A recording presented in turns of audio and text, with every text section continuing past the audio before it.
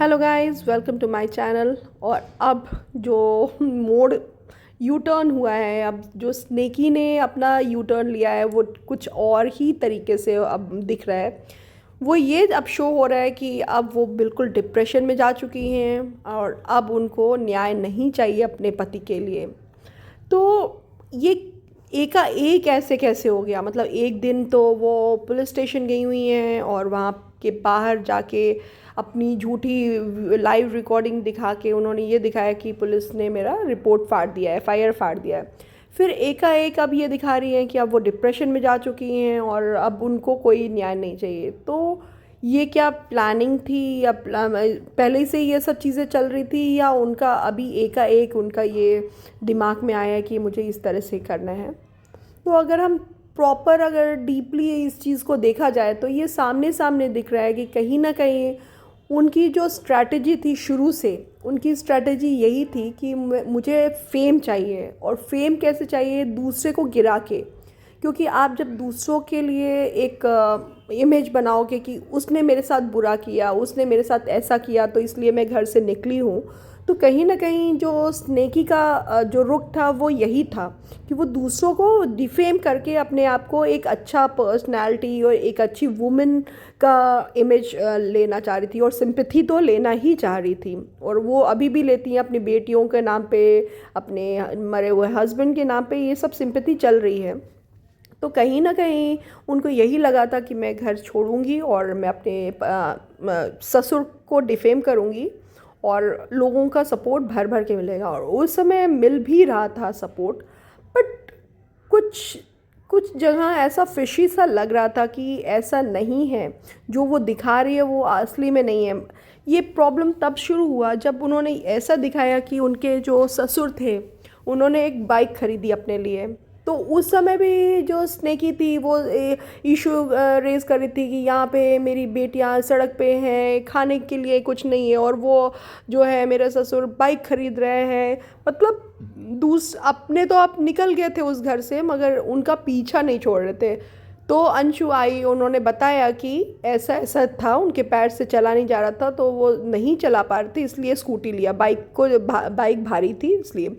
मगर वो मानने को रेडी नहीं थी। मगर जब मैडम खुद 1-2 महीने बाद इतनी बड़ी गाड़ी लेती हैं तब उनको कोई प्रॉब्लम नहीं होता, तब उनकी बेटियां को खाना मिल जाता है। मगर उनके ससुर अगर बाइक लेते, स्कूटी अगर ले लेते हैं 1 लाख की, तो उनको बड़ी प्रॉब्लम हो जाती है। मगर वो 30 लाख की जब अपनी गाड़ी लेते हैं तब उनको कोई प्रॉब्लम नहीं है।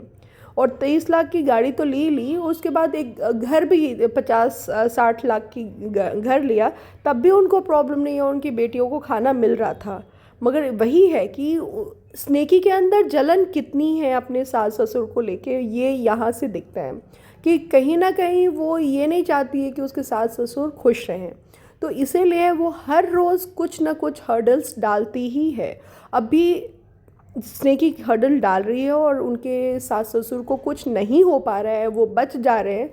तो वो तिल मिलाई हुई है स्नेकी कि मैं इतना कोशिश कर रही हूँ, इतना प्रयास कर रही हूँ, मेरे सास ससुर या अंकल आंटी को क्यों कुछ नहीं हो पा रहा है। यही अगर उन अंकल आंटी जेल में होते, उसके आगे गिड़गिड़ाते, उससे माफ़ी मांगते, तो वो बहुत खुश हो जाती और उसका वो शायद डिप्रेशन में भी नहीं जाती। तो उसका डिप्रेशन में जाने का मेन रीज़न यही है कि उसके सास ससुर जो वो टारगेट लेके चल रही थी अपने सास ससुर के लिए, अंशु के लिए, अंशु के पेरेंट्स के लिए, वो चीज़ पूरी नहीं हो पा रही है। तो इसलिए वो डिप्रेशन में जा रही है और वो टूट गई हुई है।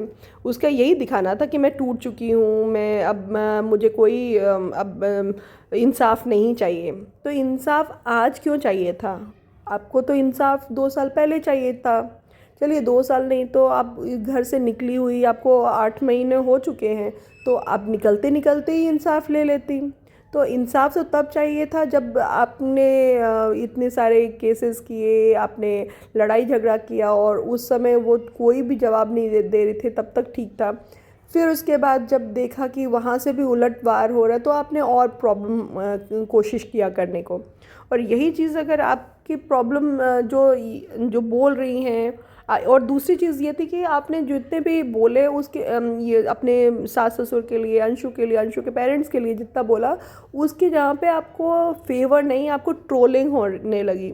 तो कहीं ना कहीं स्नेकी इन सब चीज़ों से बहुत ज़्यादा फेडअप हो चुकी है। अब वो ये सोच रही है कि मैं जितना इन सब चीज़ों में घुसूंगी उतना ही मेरी ट्रोलिंग और होगी और मेरी नेगेटिव इमेज बहुत बन जाएगी। इनकी अपनी तो नेगेटिव इमेज बनी रही है, इनके घर में जितने भी लोग हैं, जितने भी अभी मीडिया में, सोशल मीडिया में आ गए, एक जाने इनका भाई है वो ट्विटर में भी आया हुआ है और वहाँ पे जूते खा रहा है।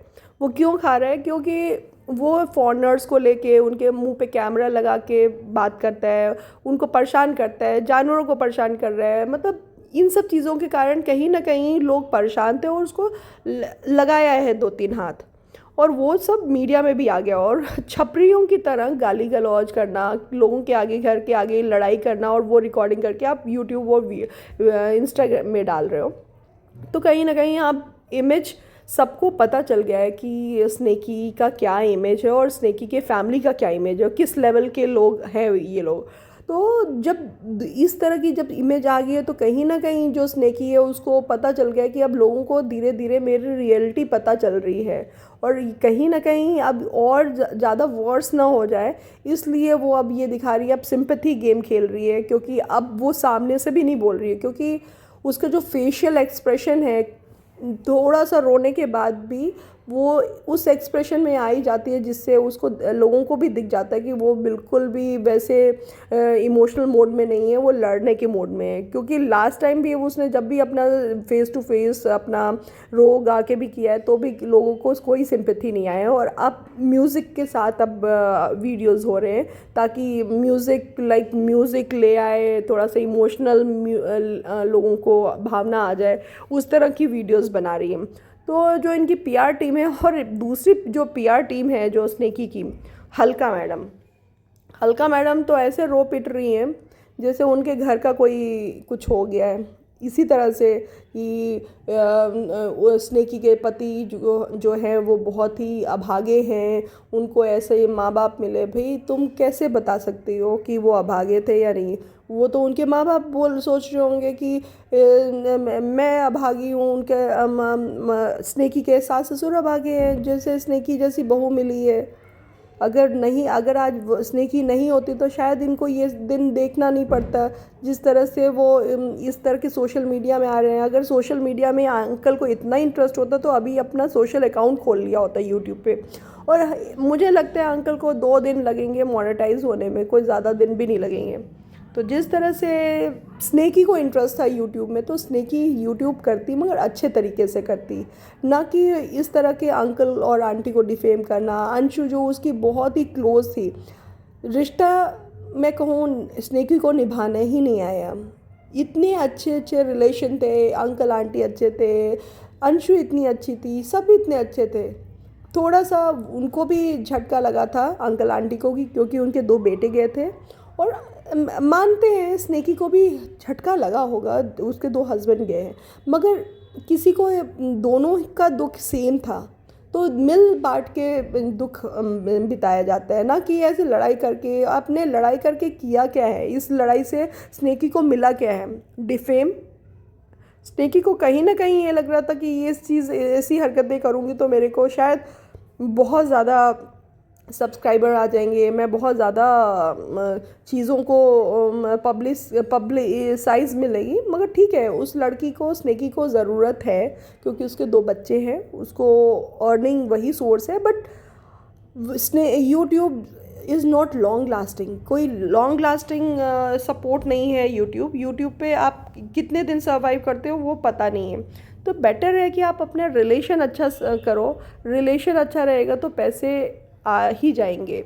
सभी लोग थे, प्रॉपर्टी थी, इतनी सब चीज़ें थी, तो मिलजुल के अगर रहते तो शायद सब चीज़ें अच्छी होती और लोग एक हैप्पी फैमिली देखते कि देखो इन हस्बैंड के मरने के बाद भी ये लोग मिल के रह रहे हैं और लोगों को दिखा रहे हैं कि हम लोग एक हैप्पी फैमिली है।